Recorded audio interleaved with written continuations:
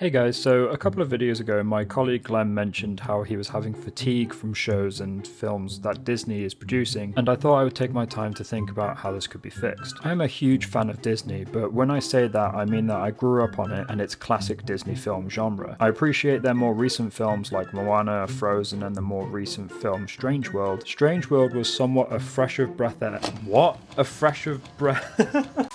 Strange World was somewhat a breath of fresh air from Disney, as it reminded me of their originality when it comes to creating fascinating alternate worlds that have depth and story. But I can't help but think that Disney has somewhat lost their way from what made them so special in my childhood to what they have become now. I understand that time comes with changing society, and when society changes, then so must the industry, because if films don't change with their audience, then no one would want to watch their productions. Even with this in mind, I still can't help but think that if Disney sprinkled even a little of their old ways into modern films, more recent fans and older fans would much appreciate their content a lot more. I'm not saying that what they're doing now is all bad, but you can definitely see the differences in their creative processes from the 1950s onwards to around about the 2000s. The immediate difference is that back in the 50s up to around about the 90s, Disney films were based on somewhat real places and tales from before that time. I understand that there was a sprinkle of make-believe worlds in between these films, but there isn't as many made-up worlds within this time compared to modern films. You have films such as, and bear with me on this, Lady and the Tramp, 101 Dalmatians, The Aristocats, The Fox and the Hound, Oliver and Company, Aladdin, Mulan, and The Hunchback of Notre Dame. Some films in this list are a little bit more mystical than others, and I wanted to mention more out of sheer fandom, but I would have lost my point otherwise. Most of these films are based on the real world, but explore interesting and out-of-the-blue stories and characters along with them. There was a sense of realism to their films back in the day, and somewhat relatability, whereas now you have films like Wreck-It Ralph, Frozen, Moana, Raya and the Last Dragon, which got a lot less credit than it deserved in my opinion, and Encanto. The key difference in my eyes between this list of films and the ones I mentioned earlier is that the more modern films has a sense of escape from reality as we know it. Though some are set in worlds more relatable to our own than others, they still have a key ingredient in each of them that doesn't make their story as relatable as the older films in my opinion. Wreck-It Ralph takes place in an arcade world. Yes, the arcade is set in the real world, but you can't relate to what the characters are doing in their day-to-day because they're made up of pixels and ones and zeros. That's not to completely dismiss the fact that the characters and their emotions aren't relatable, as you could argue that all of the characters in their game treat their games like their job, and Ralph clearly at the start of the first film doesn't like his job and wants to be seen in a different light to what he is currently known for, and who doesn't go through that stage at least once in their life, am I right? Frozen takes place in an old world, yes, but there is clear magic here. You could argue we wouldn't know if there was real magic in our old world because people like to claim that women were witches, but we'll skip over that topic for today. A witch! A witch!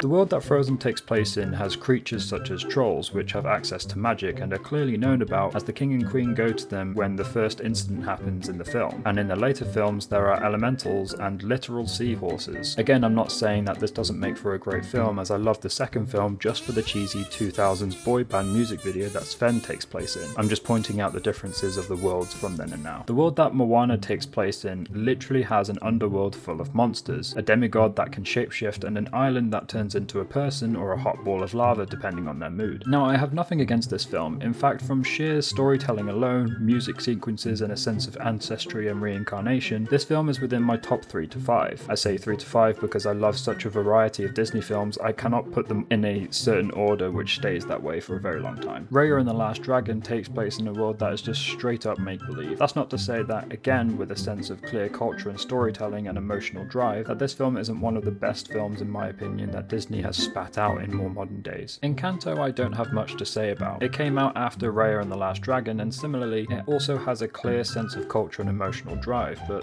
I don't know. The story didn't really resonate with me from what I can remember. That's not to say that there wasn't moments in the film that I felt gut-wrenching emotions towards at the time, and for those who have watched it, I think they know what I'm on about. I feel like the film tried to relate to too many people all at once, which they then tried to make a character for each type of person, and then make the rounds for them to have equal screen time, and tried to make the audience learn that there are some other people out there with similar issues as them. I feel like the story, or at least segments of it, could have been split up into 2 films. The first one being the initial storyline, and then the second one being more interactive with each of the characters, but that's just my opinion. Now to juxtapose, boy that's a big word for me, these more recent films to the films that I believe Disney should take a closer look at to go forward with their future films. Starting with the oldest film first, you have Lady and the Tramp, and for all of those old Disney nerds out there, before you say that's not the the oldest Disney film of the genre that I'm picking out, this is just a film I selected to make my point, so shush. But also good for you for knowing that. I'm proud of you. Lady and the Tramp, and I don't mean the live action remake, yuck, explores a somewhat complicated relationship between two souls. One being a person of freedom, fun, and connected to the world around them, and the other being a person who is brought up thinking certain things are bad and not being able to witness things that make life worth living. This film explores the love that two people, and yes, I know they're dogs, can have towards one another even though they're polar opposites. You could argue that Disney films have done it since then, and other films even around and before the time of the release of this film have done it countless times, but this one resonated with me when I was young. It explored it in such a way that it taught you basic manners, how to treat people, and what having a relationship could be about. 101 Dalmatians. This film had a really interesting live action remake released somewhat recently, but it was done in the correct sense. The correct way being that it wasn't a remake at all, and it was the origin story of the main villain of the film at the time. This film was dark and different and explored emotional depth to the character that we had never seen before. Fans of the original film and new fans resonated with the character, and some even found a new favourite Disney character in some cases. The film was reviewed as a, and I quote, witty, suspenseful, ultra cool, killer Disney live action triumph. I'm not sure if this is a good thing or a bad thing, but as I wrote this review, I actually remembered that there was a live action 101 Dalmatians film back in 1996. I'm not sure if, again, it's because I grew up with it and it had classic cinema vibes, but this version of the original film was done very well in my opinion. The film still kept the original messaging whilst also successfully exploring new ways of telling the story. Moving on to the original film, it explored the idea of family and how that bond can get you through almost anything. Family doesn't even need to mean blood relation in this case, because more puppies get picked up along the way and that's how they become 101 Dalmatians. The villain in this film is creepy, dark and sinister. I'm not sure if the art style of the time helps with these characteristics, but if you were to compare the more recent Disney villains to Cruella in this original film, more modern villains come off quite comical and with little to no origin or purpose other than to create the story to begin with. Please correct me if I'm wrong by letting me know what your favourite modern day villains are in the comments down below and why you like them so much. The Aristocats. Now, if this isn't a film or story that Disney made out of the blue and then didn't touch with a 10-foot barge pole since release, I don't know what is. The film similarly explores the same topics as Lady and the Tramp, but in a way that also includes family and a sense of belonging. Not to mention the music that was amazing at the time and still is.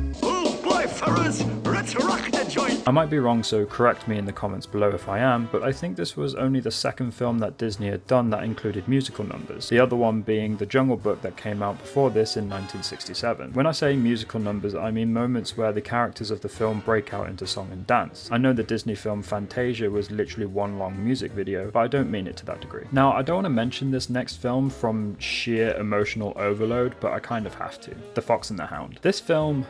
Where do I even start with this film, man? This film was an emotional train wreck in a good way from the start. Everyone knows that foxes and hounds aren't meant to be friends, but they were anyway! And because of this, when they grow up, the hound allows him to get away. This is a follow-up from when Todd the fox gets left in the woods by his owner and friend because he is no longer safe living with her, and she feels like it's best to release him back into the wild. Though I know the character didn't do it lightly, as she is sad the entire time doing it. Right, on to the next one before I cry, and I'm going to skip over a few, otherwise this video is going to be like an hour long. The Hunchback of Notre Dame, also known as my favourite Disney film. I don't share this lightly, but I'm autistic and see myself as a bit of an outcast to others in society in general. So when I watch this film of another person struggling to go outside into the real world and show people what he's like, I see myself in that character. It also helps that the story in general is really engaging and massively different to the rest of Disney's go-to storylines. This was actually the main video that made me come up with this idea for this video. I realised that Disney hasn't done another film similar to this because if they were to do something like this now, it would be too much of a hit and miss subject as the villain is acting on behalf of what he deems to be the hand of God. Now, if a subject and storyline were to come out exploring this type of thing now, especially from Disney, they would most likely get into a heap of trouble with the general public and their beliefs. Which is such a shame. They feel as if they can't expand on these types of story arcs anymore, because this film was so gritty and deep with not only its characters but its music. Its music is so soulful, and I don't mean that in the genre soul, I mean that it feels like the characters are singing from their deepest emotions and projecting that into the world because they have no other platform or means to control their thoughts and feelings. I literally have the song that Esmeralda sings in the cathedral on my Spotify playlist, which is also mixed with rock and metal, and every time it comes on, it instantly soothes me and takes me to another place. More dangerous and meaningful topics need to be approached by Disney nowadays, but not in the sense that they're doing it out of spite. They have this platform that is aimed towards a kid's general audience, and they have the power to teach them things subliminally subliminally without them even knowing, and I think that's really important, especially in the time that we're currently in. I really want to mention Hercules in this list as it's in my top 2 films along with Hunchback of Notre Dame, but according to my logic in this video, I'd be counteracting my own claim of fixing Disney. That's not to say that Disney can't take another look at this film and either do another take on it, but by God, not a live action one unless they actually make it a good one this time. They could explore the time when Greece was a thing and having all of their gods and beliefs and creatures, as the world of Hercules was very interesting to explore. Right, I'm pretty sure you've heard enough me whining for one day, so I'll end this video here. I hope you enjoyed this video. Disney is very much a passion of mine, though due to their latest releases and diverse content ownerships, e.g. Star Wars and Marvel, I feel like they have had their creative hat spread between too many studios, and that's why I felt the need to offer my opinion as to how they could fix the sort of rut that they've dug themselves into. I hope you feel the same way, but if you don't, then feel free to say so in the comments and we can have a chat about it. I try to reply to most people, but I am only one person at the end of the day. Sometimes Glenn will reply as well, but this isn't his video, so he'll probably not take as much of an interest into it as I will. But yeah, I have things to do, so I'll see you in the next one. Ciao!